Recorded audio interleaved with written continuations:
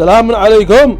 ارحبوا مراحب المطر. لا مفاجآت في دوري الأبطال، من يستحق فاز. الدوريات الأوروبية مولعة. نابولي يتعرض لثاني هزيمة له ويسقط أمام لاتسيو، وأرسنال يفوز بريمونتادية بالثواني الأخيرة رغم الظلم التحكيمي، وليفربول مسح بكرامة اليونايتد الأرض. والدوري الإسباني كئيب جدا. بلا كثر الكلام خلونا دقيقة، لا تنسوا الاشتراك والشير واللايك. يلا نبش.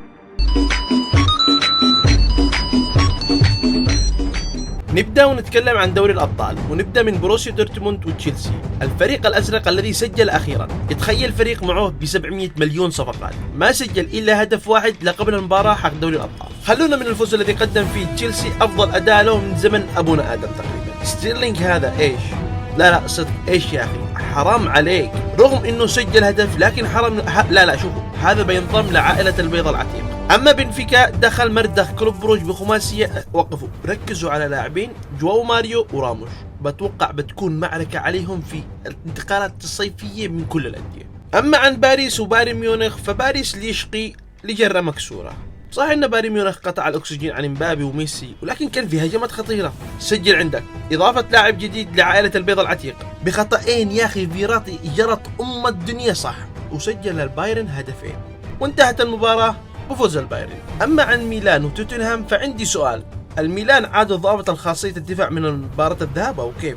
الفريق متمترس قدام المرمى يا اخي بكل قوته، ومانع مرور اي كره. اضافه ان الحارس ميلان قدم مباراة كبيرة وراح تسجل بالسي في حقه، إنه أنقذ فريقه من النكبة. يكون المتأهلين بايرن ميونخ وميلان وبنفيكا وتشيلسي.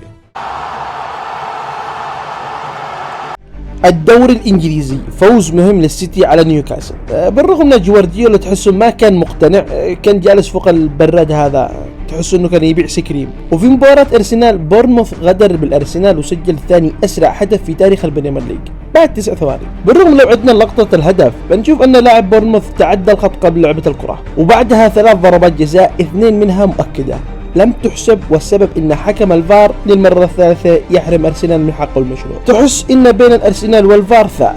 حلوة الإيقاع فار ثار ما علينا. ولكن أرسنال قلب النتيجة بعد ما كانت 2-0 إلى 3-2 بآخر ثانية، وتستمر المهزلة التحكيمية في الدوري الإنجليزي، ولكن ربك ستر. وإذا كانت مهزلة التحكيم عند أرسنال، فاليونايتد قدم أكبر مزبلة للتاريخ. ليفربول فجر نووي في أنفيلد وغير اسم إريك تنهاج إلى إريك سيفنهاج.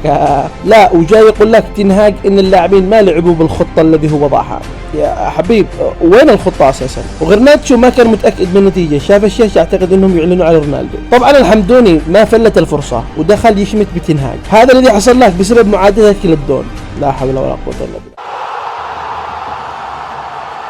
واما الدوري الاسباني، تحس ان الدوري فيه بؤس وحزن، في عندهم موت او كيف يا شباب؟ ما فهمت ليش. برشلونة يفوز بعد طلوع النفس، والريال يتعادل وبهذله وضيق نفس. خلها على ربك. خلونا نشوف برشلونة. تخيل تلعب بفريق نص الاساسيين مش موجودين، ومدربك اساسا مطرود، ونص ميدانك بينه شد عضلي، ومعك هجوم بيب اساسا الذي ضيع ضربة جزاء، ويزيد ينطرد منك لاعب، وبهذه التشكيلة البيت تتقدم بهدف وتحافظ على النتيجة لاخر المباراة. هنا ارفع القبعة على هذا الفريق.